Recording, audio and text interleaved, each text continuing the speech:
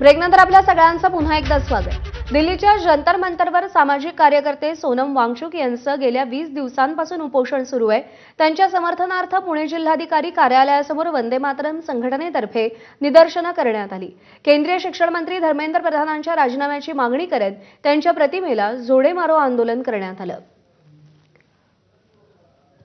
वांगचुक सारखा आज जो सेलिब्रिटी आहे, यूथ आयकॉन आहे, आज त्या यूथ आयकॉनच्या मागे हजारो लाखो तरुण देशातनं जंतर मंतरला जाऊन स्वतः तिथे थांबलेले आहेत। तर त्यांची हाक ऐकावी, तरुणांची हाक ऐकावी आणि देशामध्ये परीक्षा ह्या पारदर्शक पद्धतीने व्हाव्यात।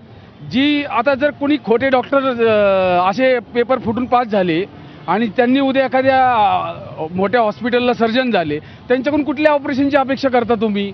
खोटे वकील झाले, खोटे इंजिनियर झाले, खोटे डॉक्टर झाले, तर आपण काय अपेक्षा करणार आहे? जर आपण यांचा राजीनामा घेतला तर इथून पुढे जे नवीन शिक्षण मंत्री होतील ते घाबरून राहतील की बाबा जर आपण विद्यार्थ्यांच्या समस्यावर सोल्युशन काढलं नाही तर आपल्याला पण राजीनामा द्यावा लागेल। पेपर लीक जे होत आहेत ते थांबतील, विद्यार्थ्यांना सपोर्ट मिळेल।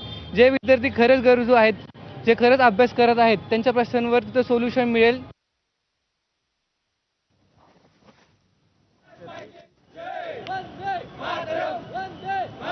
तर वंदे मातरम संघटनेतर्फे पुण्यामध्ये हे आंदोलन करण्यात आलेलं आहे। सोनम वांगचुक यांच्या उपोषणावरून हे आक्रमक झालेले आहेत। धर्मेंद्र प्रधान यांचा तीव्र निषेध करत त्यांच्या राजीनाम्याची मागणी केली जाते।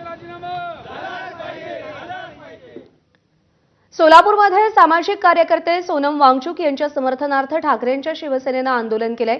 केंद्रीय शिक्षण मंत्री धर्मेंद्र प्रधानांच्या राजीनाम्याची मागणी ठाकरेंच्या शिवसेनेनं केली आहे। केंद्र सरकार तसंच राज्य सरकार विरोधात यावेळी जोरदार घोषणाबाजी करण्यात आली। यावेळी मोठ्या संख्येनं ठाकरेंच्या शिवसेनेचे कार्यकर्तेही उपस्थित होते।